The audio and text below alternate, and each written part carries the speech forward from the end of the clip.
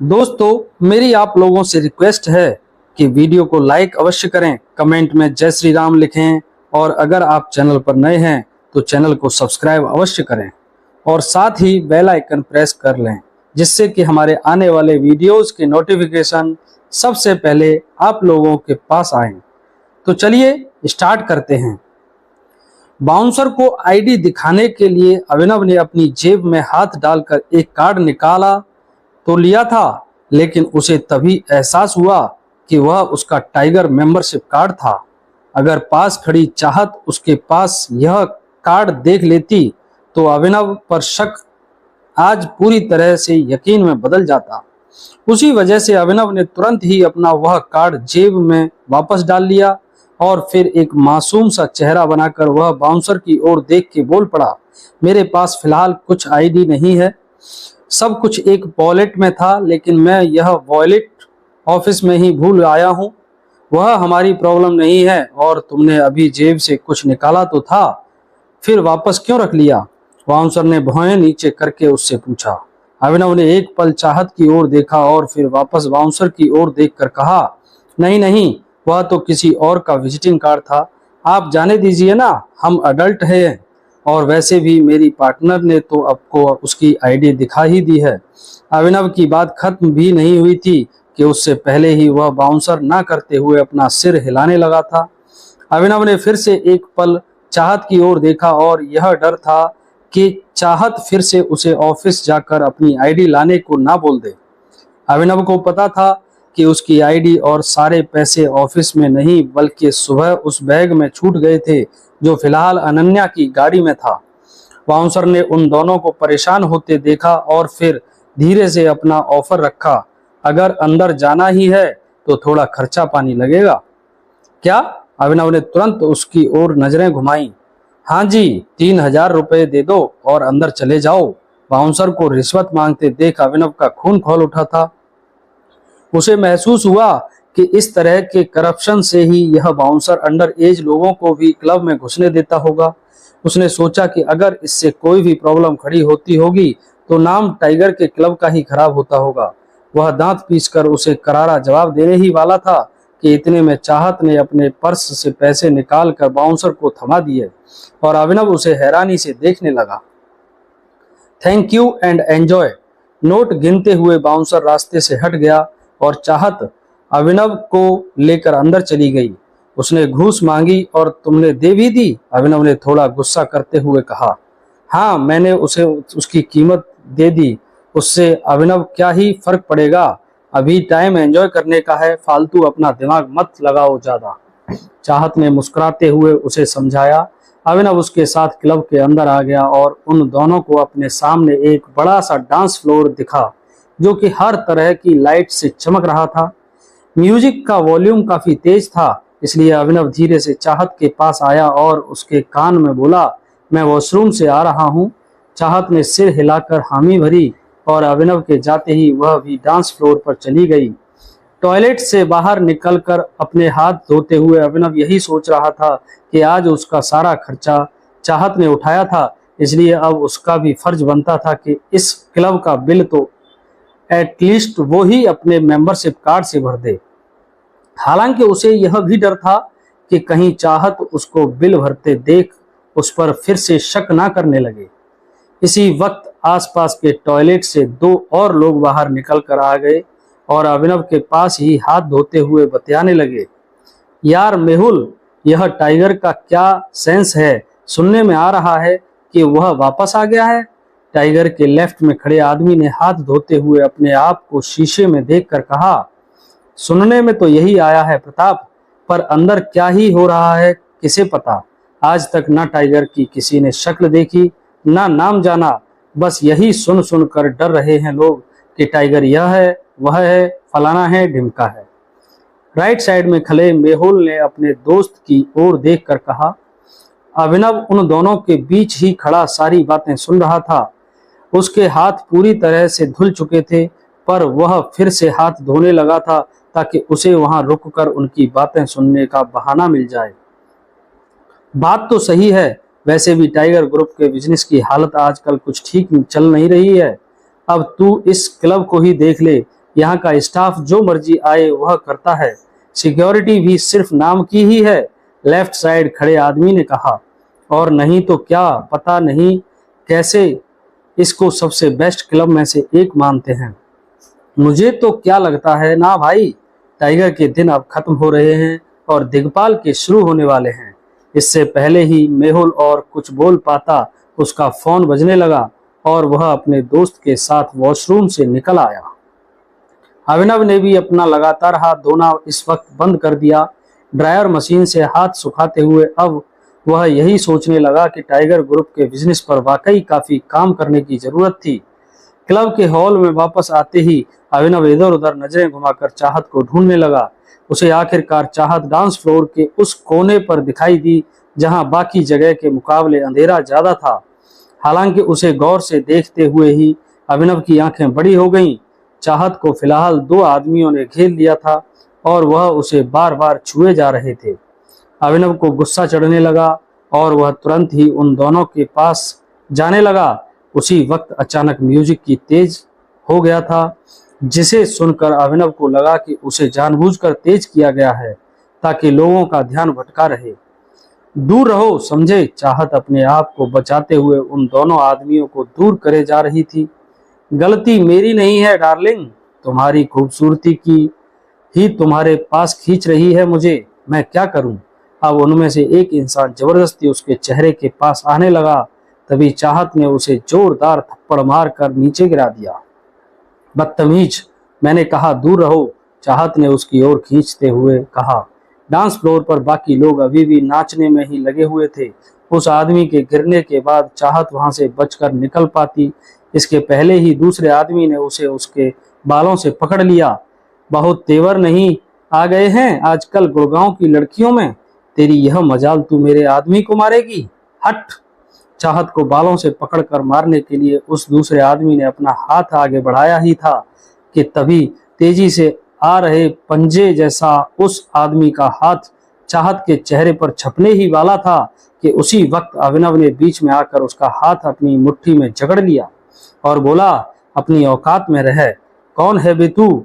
उस आदमी ने अभिनव की ओर देखकर पूछा। अभिनव भी उसे गुस्से भरी नजरों से घूरे जा रहा था। उस आदमी ने भले ही उसे ना पहचाना हो, लेकिन अभिनव उसे पहचान गया था। यह वही था जिसने कुछ दिनों पहले अनन्या को उस दिन होटल में छेड़ने की कोशिश की थी। जिस दिन अभिनव का कॉलेज रीयूनियन था, अभिनव इस आदमी को यहीं पीट पीट कर मार देना चाहता था, लेकिन वह यह बात भी नहीं भूल सकता था कि वो उसी का यानी टाइगर का ही आदमी था। हाथ छोड़ कुत्ते, नहीं तो काट कर फेंक दूंगा। अभिनव की पकड़ से अपना हाथ छुड़ाने की कोशिश करते हुए वो चिल्लाए जा रहा था। क्या कर रहा था साले तू, तेरे बाप की जगह है क्या, यह जो मर्जी करेगा। तेज म्यूजिक की वजह से बाकी लोगों को उसकी आवाज खास सुनाई नहीं दी। अभिनव का गुस्सा देखकर वो थोड़ा हैरान हो गया। उसे लगा कि जहां आम लोग उसकी शक्ल देखकर ही डर कर भाग जाया करते थे, वहीं अभिनव इस कॉन्फिडेंस से उसके सामने खड़ा था जैसे कि वह खुद ही टाइगर हो। यहाँ से निकल ले लड़के, नहीं तो हड्डी पसली एक कर दूंगा, डॉन ने अपना हाथ छुड़ाते हुए कहा। अभिनव का गुस्सा उसकी धमकी सुनकर और भड़क गया और उसने उसका हाथ मरोड़कर उसके पैर पर लात मार के नीचे गिरा दिया। उसे फिलहाल अपने एक्शन पर भी कंट्रोल करना था, क्योंकि डॉन आखिर उसका ही आदमी था। उसे नीचे गिराकर उसने फिर ऊपर चाहत की ओर देखकर पूछा, तुम ठीक तो हो ना। हाँ, चाहत का मुंह खुला रह गया था। उसे लगा नहीं था कि अभिनव में इतनी ताकत थी कि वह इन जैसे हट्टे कट्टे आदमी को भी इतनी आसानी से उठाकर पटक देगा। साथ ही उसे यह भी महसूस हुआ कि आज दूसरी बार अभिनव उसे बचा रहा था। यह सोचते हुए ही उसने अभिनव के पीछे देखा और वह चिल्ला पड़ी, संभल के। अभिनव तुरंत ही पीछे पलटा और डॉन का जोरदार मुक्का उसके पेट में लग गया। डॉन का पंच खाते ही अभिनव का पूरा शरीर हिल गया। भले ही उसने अपने आप को नीचे गिरने से बचा लिया था, लेकिन फिलहाल उसे अपने पेट में दर्द भी बहुत हो रहा था। परंतु चाहत तुरंत ही उससे संभाल ले उसके पास आ पहुंची। अभिनव, तुम ठीक तो हो ना, चाहत ने फिर डॉन की ओर देखा और कहा, तेरी हिम्मत कैसे हुई साले गुंडे, क्या बोली? डॉन ने पास आकर फिर से उसे बालों से पकड़ लिया और वह दर्द में चीखने लगी। डांस फ्लोर पर सभी लोगों को अब महसूस हो गया था कि लड़ाई शुरू हो गई है, इसलिए वहां सभी लोग हड़बड़ी में वहां से भागने लगे। म्यूजिक अभी भी चल रहा था, लेकिन डीजे ने अब उसकी वॉल्यूम कम कर दी थी। चाहत की चीख अभिनव के कानों में गूंज रही थी, पर वह अभी भी अपने खाए हुए मुक्के के दर्द से बाहर नहीं निकला था। उसे पहली बार अपने अंदर कमजोरी महसूस हो रही थी। हालांकि इसी बात से फ्रस्ट्रेट होते हुए वह फिर से सीधा हो गया और गुस्से से डॉन की ओर दहाड़ पड़ा। उसको छोड़ दे, नहीं तो ठीक नहीं होगा। अभिनव घूरते हुए डॉन को देखे जा रहा था, जो कि चाहत को उसके बालों से खींचकर अपने साथ ले जा रहा था। अभिनव के शरीर में अभी भी दर्द हो रहा था। उसके लिए अपनी जगह से हिल पाना भी मुश्किल था। हालांकि तब भी उसे महसूस हुआ कि अगर वह बलराज को बॉक्सिंग रिंग में हरा सकता था, तो फिर यह डॉन कौन सा कोई खास है। अभिनव को दर्द में दहाड़ते देख वो इंसान हंसने लगा और चाहत को खींचते हुए बोला कि बहुत हीरो बन रहा था ना, अभी आ और ले जा तेरी इस सेटिंग को। सिक्योरिटी सिक्योरिटी, अभिनव अपनी जगह से चिल्लाए जा रहा था, पर उसकी मदद करने कोई नहीं आया। सभी लोग बस तेज म्यूजिक के बीच लड़ाई देखकर इधर उधर भागे जा रहे थे। डॉन चाहत को खींचते हुए अंदर ले जा रहा था और अब उसके और अभिनव के बीच कुछ और गुंडे भी आकर खड़े हो गए थे। यह मोंटी बिजनेस तो ठीक से कर नहीं पाया, लेकिन माफिया को भी अपने कंट्रोल में नहीं कर सका। पता नहीं वह सच में काम अक्ल है या फिर जानबूझकर ऐसा कर रहा है। कहीं वही तो जासूस नहीं है।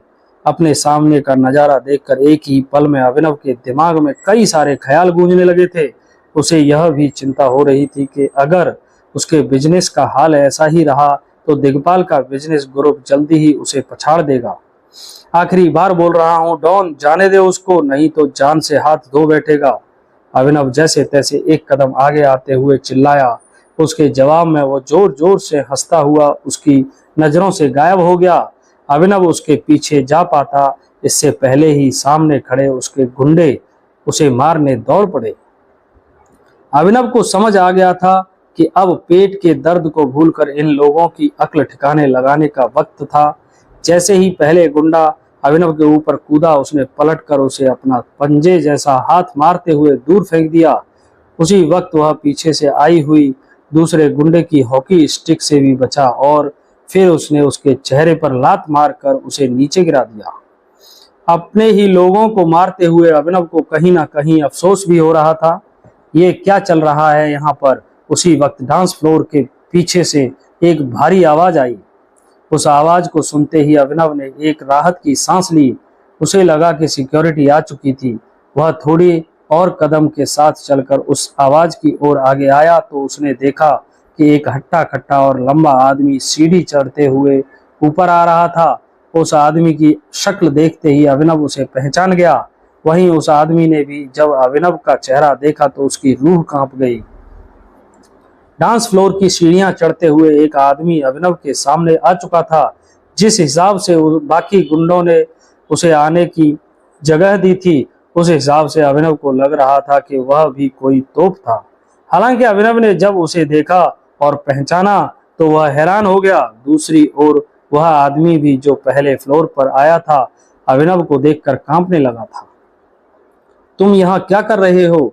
उस आदमी ने घबराते हुए अभिनव से पूछा।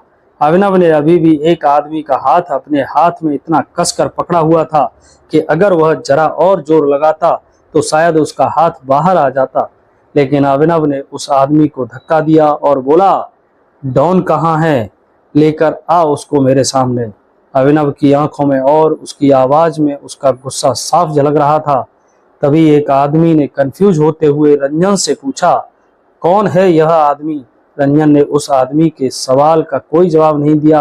वह सीधा अभिनव की तरफ बढ़ा और बोला, बात क्या है? आप दोनों के बीच कुछ हुआ है क्या? डॉन से कोई गलती हो गई है क्या? अभिनव को अभी भी बहुत गुस्सा आ रहा था। वह गुस्से में अपने दांत पीसते हुए बोला, मुझे तुमसे कुछ बात करनी है अकेले में, और अभी अगर तुमने 1 सेकंड और लिया और इस दौरान चाहत को एक खरोच भी आ गई ना, तो मैं तुम्हारी और तुम्हारे ग्रुप की रेल बना दूंगा। यह धमकी देकर अभिनव बाथरूम की तरफ जाने लगा। रंजन को मसला तो समझ नहीं आया था, लेकिन वह अभिनव से डरता था। अभिनव खतरनाक आदमी था।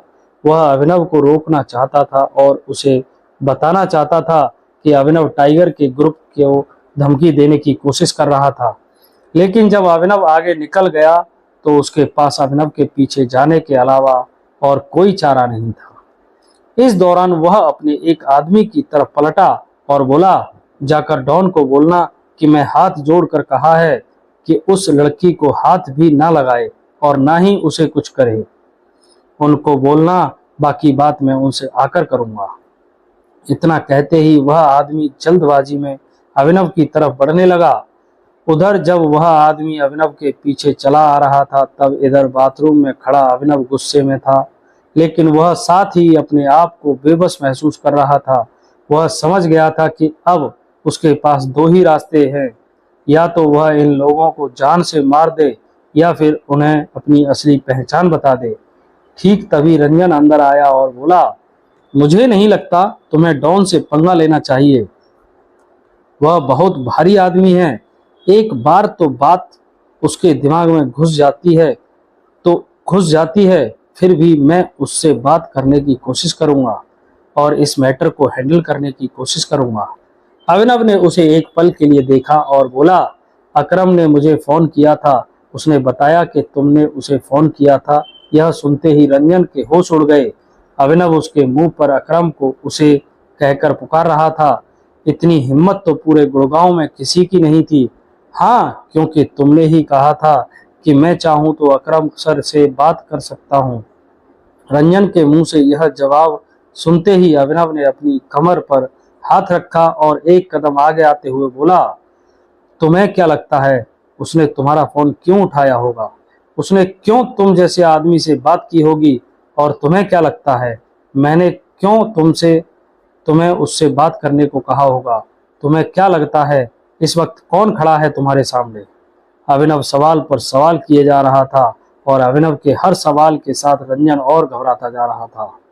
उसने एक गहरी सांस ली और अपनी पलकों को झपकते हुए बोला, मुझे कुछ समझ नहीं आ रहा है। तुम कौन हो? देखो, मैं यह तो जानता हूं कि तुम मारते बहुत बुरा हो और तुम किसी के साथ कुछ गलत नहीं होने देते हो।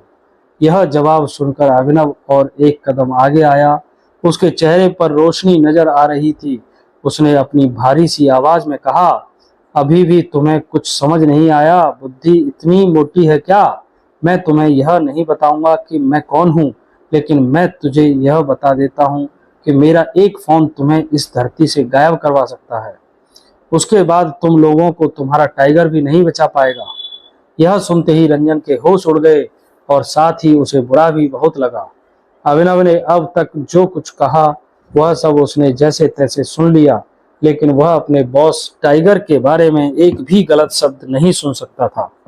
वह जानता था कि इस शहर में टाइगर से बढ़कर कोई नहीं था। रंजन ने चिढ़ते हुए कहा, टाइगर के बारे में इस तरह से बात मत करना। मैं वार्निंग दे रहा हूँ, तुम जैसे लोग टाइगर का नाम भी नहीं ले सकते। यह सुनते ही अभिनव ने उसे एक पल के लिए ऊपर से नीचे तक देखा और बोला, मैं जो कह रहा हूँ टाइगर को उसमें से एक भी बात का बुरा नहीं लगने वाला है और तुम्हें मुझसे टाइगर के लिए लड़ने की जरूरत नहीं है। टाइगर के लिए मैं खुद भी लड़ सकता हूँ। यह सुनते ही रंजन एक पल के लिए खामोश हो गया और अगले ही पल गुस्से में बोला, देखो तुम क्या बकवास कर रहे हो? मुझे कुछ पल्ले नहीं पड़ रहा है। आखिर हो कौन तुम? मैं तुम्हारा बॉस टाइगर। यह सुनते ही रंजन के पैरों के नीचे से जमीन खिसक गई। उसकी शक्ल देखकर ऐसा लग रहा था जैसे उसके दिल ने धड़कना बंद कर दिया था। उसके पूरे शरीर का खून जमा रह गया था। लगभग 5 सेकंड तक इसी तरह खड़े रहने के बाद आखिर उसने एक गहरी सांस ली और बोला, अब मेरे पास अपने लड़कों को इधर बुलाने के अलावा और कोई चारा नहीं है। वह तुम्हारे साथ क्या करेंगे मैं नहीं जानता, लेकिन मैं इतना जानता हूँ कि तुम्हें टाइगर के बारे में इस तरह से बात नहीं करनी चाहिए थी। तुम्हें टाइगर की इंसल्ट नहीं करनी चाहिए थी। रंजन को लगा कि अभिनव यह सुनते ही घबरा जाएगा या माफी मांगेगा, लेकिन उल्टा वह यह सब सुनकर हंस रहा था। उसने हंसते हुए कहा, तुम अपने बॉस को मारने की धमकी दे रहे हो? तुम्हें याद है ना, टाइगर ऐसी हरकतों को माफ नहीं करता है। रंजन चुपचाप खड़ा अभिनव को देख रहा था। वह जिस कॉन्फिडेंस के साथ रंजन के सामने खड़ा था, उसे देख अब रंजन को भी कंफ्यूजन हो रहा था। तभी उधर अभिनव ने अपनी अंगूठी खोली और उसमें गुदा हुआ टी रंजन को दिखाते हुए बोला, मुझे पूरी उम्मीद है कि तुमने इस अंगूठी और इस टी के बारे में जरूर सुना होगा। उस अंगूठी को देखते ही रंजन के होश उड़ गए थे। उसकी आंखें फटी की फटी रह गई थीं। उसने अभिनव की तरफ देखते हुए कहा, सब लोग यही कहते थे कि टाइगर की पहचान है उसकी अंगूठी, जिसके अंदर एक खास किस्म का टी गुदा हुआ है, टी फॉर टाइगर। अभिनव ने उसकी बात सुनकर धीरे से हाँ में सर हिलाया और फिर अपनी शर्ट खोलकर पलटते हुए बोला, फिर तो तुमने इस टैटू के बारे में भी सुना होगा।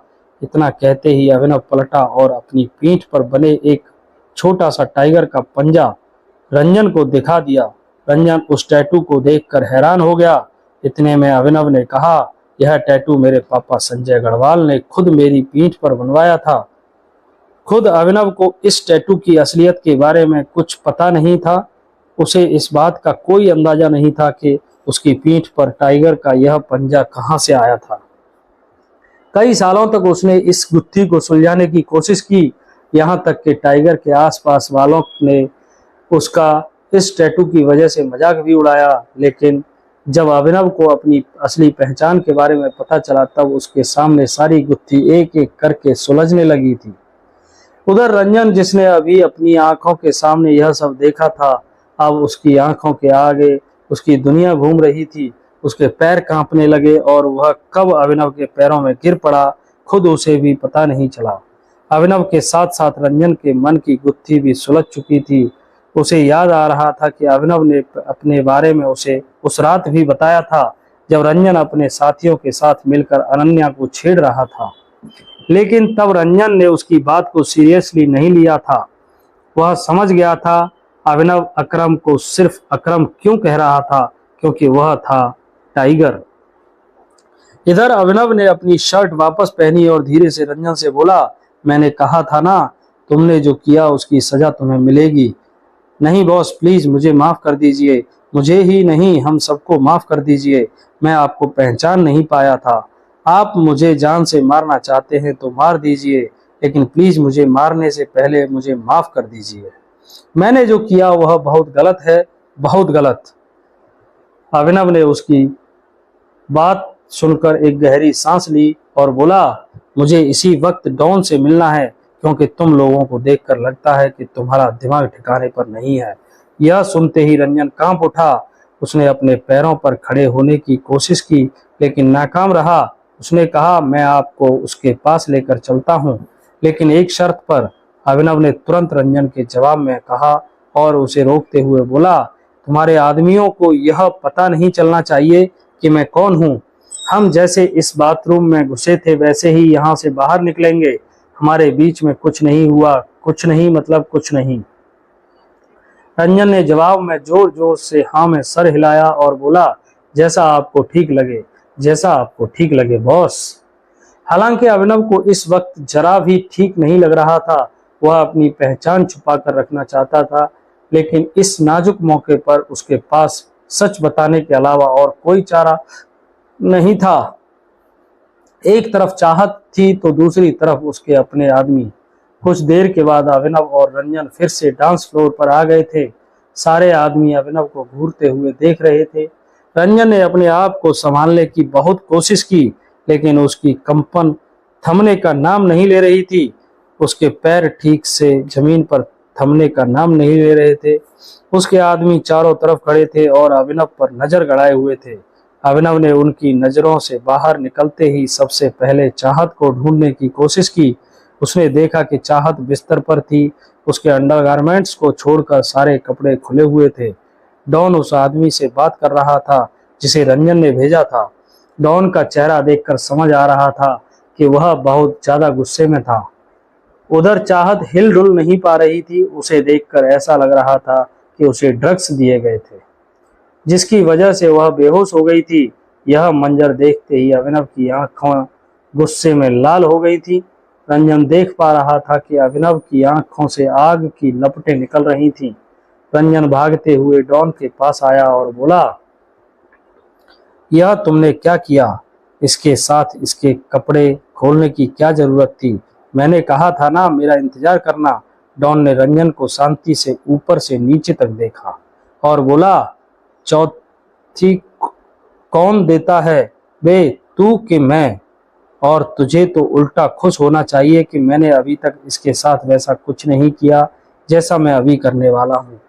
तभी डॉन की नजर अभिनव पर पड़ी और उसने रंजन से पूछा, यह छछूंदर इधर क्या कर रहा है? निकलो सबके सब अभी। रंजन ने एक गहरी सांस ली और अपने सारे आदमियों की तरफ देखते हुए बोला, खबरदार अगर एक भी आदमी के पैर की उंगली भी हिली ना तो गोली मार दूंगा। डॉन ने धमकाते हुए कहा। बॉस, रंजन मदद के लिए अभिनव की तरफ देखने लगा। वह डॉन और अभिनव के बीच बुरी तरह से फंस गया था। अभिनव रंजन को देख मुस्कुराया और बोला, मैं टाइगर का मैसेंजर हूँ और उन्होंने यह ऑर्डर भिजवाया है कि तुम अब सब के सब चुपचाप यहाँ से बाहर निकल जाओ, वरना तुम्हें टाइगर के बारे में एक सीक्रेट पता चलेगा और जो कोई टाइगर के उस सीक्रेट को जानता है वह जान से जाता है। इतना कहते ही टाइगर ने ही गर्दन काटने का इशारा किया। यह सुनते ही डॉन गुस्से में चिल्लाया, क्या बकवास कर रहे हो और तुम लोग खड़े खड़े इसे देख क्या रहे हो? बाहर करो इसे। यह सुनते ही अभिनव की मुस्कान और बड़ी हो गई। उसने कहा, तुम्हारे कान खराब हैं? लास्ट टाइम रिपीट कर रहा हूँ, जान प्यारी है तो निकल जाओ। यह सुनते ही डॉन अभिनव को घूर कर देखने लगा। डॉन के सामने आकर अब अभिनव ने उसे धमकी दे डाली थी। रूम में मौजूद सभी लोग अभिनव को देखकर हैरान थे कि वह डॉन को कैसे धमकी दे रहा था। वहीं रंजन के चेहरे पर टेंशन के मारे पसीना आ रहा था। यह किस तरह की जादूगरी कर रहा है तू? तुझे क्या लग रहा है तू जान चली जाएगी? यह कहकर डराएगा और मेरे आदमी तेरा कहना मान यहाँ से धूम दबाकर भाग भी जाएंगे। अबे घोंचू, डॉन ने हंसते हुए कहा। उसकी यह बात सुनकर अभिनव और भी भड़क गया। रंजन को महसूस हुआ कि अब मामला हाथ से निकलता जा रहा है, इसलिए वह बीच में बोल पड़ा, वह सच बोल रहा है डॉन, तुम्हें यहाँ से चले जाना चाहिए, फिलहाल के लिए नहीं तो टाइगर। रंजन अपनी बात पूरी कर पाता उससे पहले ही डॉन के ने पास आकर उसे कॉलर से पकड़ लिया। नहीं तो टाइगर क्या? क्या बोल रहा था तू? साले तू इसकी साइड है या मेरी? अभी ही बता दे, नहीं तो गोली मार के पत्ता साफ कर दूंगा तेरा यहीं। यह तेरी या मेरी साइड नहीं है डॉन, अभिनव बीच में बोल पड़ा। वह सिर्फ टाइगर की साइड है। वह वही कह रहा है जो उसे उस पर ऊपर टाइगर से ऑर्डर मिले हैं, समझा? इसलिए अपनी जुबान मत चला अब ज्यादा। ओए चुप! डॉन अभिनव पर चिल्ला पड़ा और ड्रायर में से पिस्तौल निकालकर उसने उसके ऊपर तान दी। एक और शब्द बोला तो खोपड़ी खोल दूंगा। साले तेरी! यह नजारा देखकर रंजन की रूह कांप उठी थी। वह कभी सपने में नहीं सोच सकता था कि कोई टाइगर पर बंदूक भी तान सकता है। डॉन, तुम बहुत बड़ी गलती कर रहे हो, अभी भी कह रहा हूं, रुक जाओ। चुप हो जा, नहीं तो इससे पहले तेरा भेजा उड़ा दूंगा। डॉन ने एक पल के लिए पिस्तौल रंजन की ओर घुमाकर कहा। मैं 3 तक गिनूंगा डॉन, अगर 3 के बाद भी यह बंदूक नीचे नहीं हुई और तू बाहर नहीं गया तो तेरी एंडिंग बहुत ही बुरी होगी। अभिनव ने यह कहते हुए ही अपना फोन निकाल लिया। सिर्फ एक फोन घुमाऊंगा ना, बलराज को पूरे एनसीआर में जहां कहीं भी छिपा रहेगा पकड़ के मार देंगे तुझे। बलराज का नाम सुनते ही डॉन थोड़ा शॉक हो गया। तू बलराज सर को कैसे जानता है? जैसे तू जानता है बलराज टाइगर के ग्रुप के सीनियर मेंबर में से एक हैं। अगर उनका कहना भी नहीं माना तो फिर तू कहीं ना कहीं टाइगर से भी पंगा ले बैठेगा। अभिनव ने डॉन को धमकाते हुए कहा और उसी वक्त पीछे से रंजन भी चिल्ला पड़ा, बंदूक नीचे कर दो डॉन, तुम्हें अभी तक समझ नहीं आया क्या? डॉन ने रंजन की ओर देखकर पूछा। क्या समझ नहीं आया? यह आदमी है कौन साला? रंजन से और रहा नहीं गया। उसने धीरे से अपना सिर हिलाकर फुसफुसाया, लेकिन डर के मारे उसकी आवाज तेज निकल गई, यही टाइगर है। रंजन की यह बात सुनते ही डॉन दंग रह गया। उसके हाथ पैर शौक के मारे वहीं ठंडे पड़ गए और बंदूक भी छूट कर नीचे गिर गई। क्या बोल रहा है तू? कुछ भी मत बोल। डॉन की आवाज अचानक ही पतली होकर अब लड़खड़ाने लगी थी। उसे अभी तक इस बात पर विश्वास भी नहीं हो रहा था कि सामने खड़ा हुआ आदमी ही टाइगर था या नहीं, लेकिन वह सिर्फ टाइगर के नाम से ही कांपने लगा था। मैंने तुमसे आज तक कभी भी मजाक में भी झूठ बोला हो तो बताओ। यही टाइगर है डॉन। इन्हीं के पास वह अंगूठी है और टैटू है। यही मिस्टर अकरम और मिस्टर बलराज जैसे लोगों से डायरेक्ट बातचीत करते हैं। फ्रस्ट्रेट होता हुआ रंजन डॉन के आगे आकर सब कुछ उगलने लगा था। उसका कंफर्मेशन सुनकर अब डॉन कुछ नहीं बोल पा रहा था। उसे इतना बड़ा झटका लगा था कि अपनी आंखें तक नहीं घुमा पा रहा था, और अगर घूमी भी लेता तब भी उसमें इतनी हिम्मत नहीं थी कि वह 1 मिली सेकंड के लिए भी सामने खड़े टाइगर से नजरें मिला सके। उसके मन में अब कई तरह के ख्याल एक साथ टकराने लगे थे।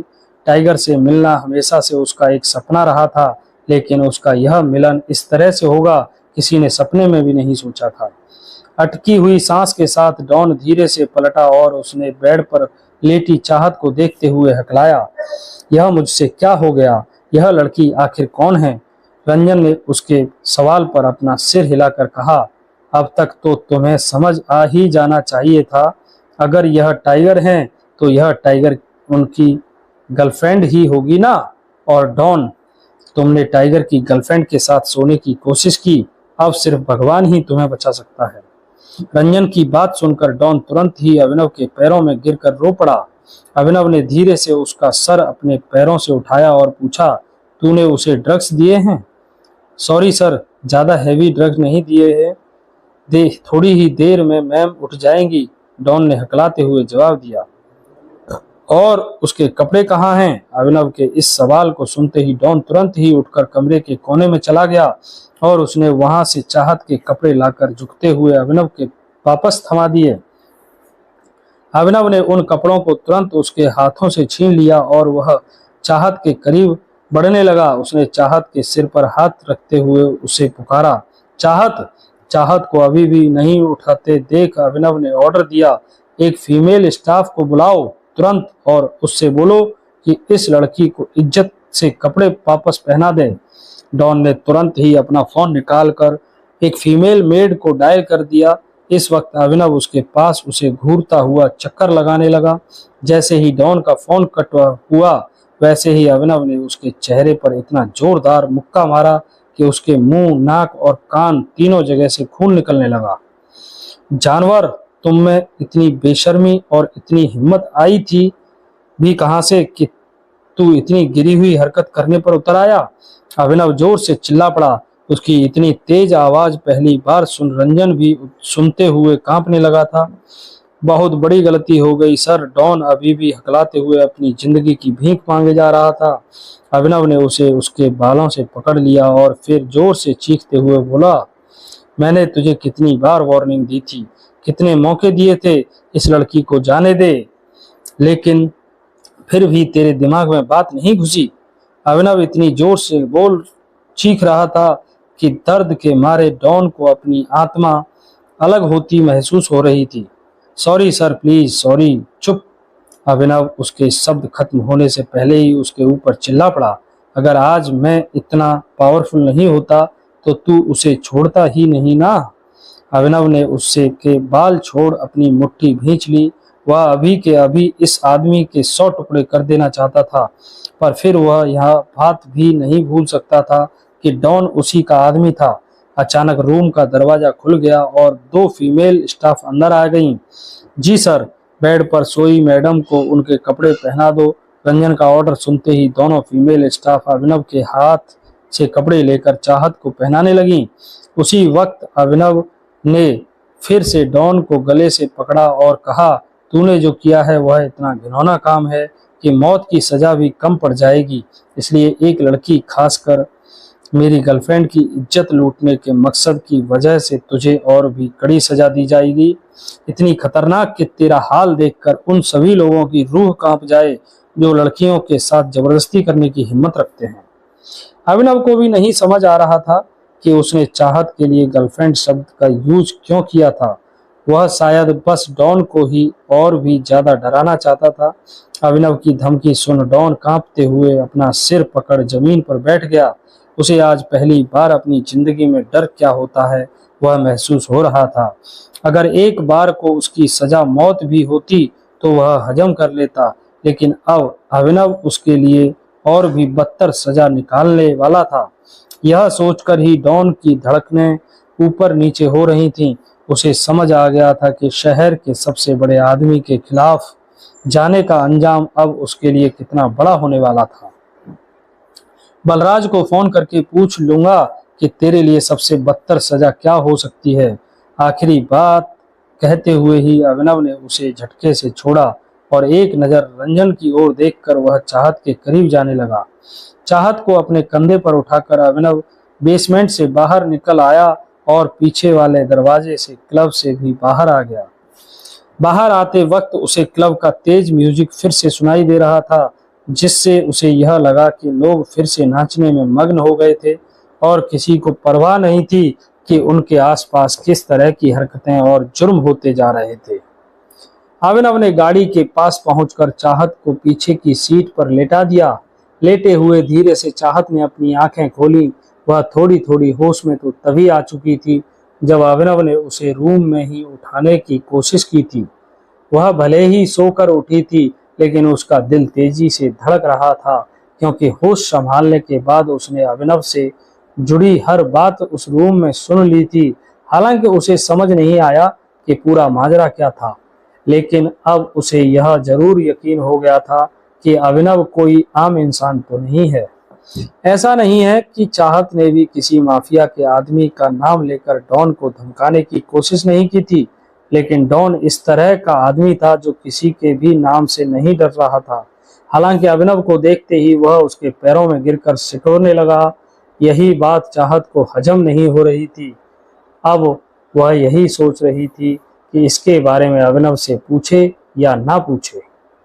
उसके मन में इसी तरह के सवाल घूम रहे थे कि अभिनव के पास आखिर ऐसी कौन सी शक्ति थी, और अगर वह इतना पावरफुल आदमी था भी तो दुनिया के सामने फटीचर बनकर क्यों रहता था। इतना सोचते सोचते ही चाहत को फिर से नींद लग गई।